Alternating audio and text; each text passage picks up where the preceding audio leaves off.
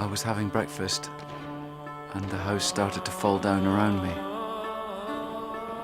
I went outside to see where the bomb had fallen.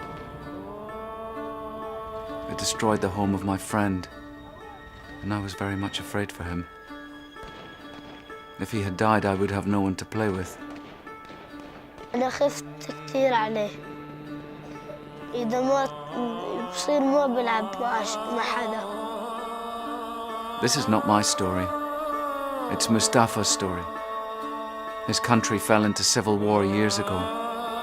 Since his voice is not being heard, I lent him mine. There are millions of children like Mustapha, survivors of humanitarian emergencies. Help us tell their story. Help us raise their voices.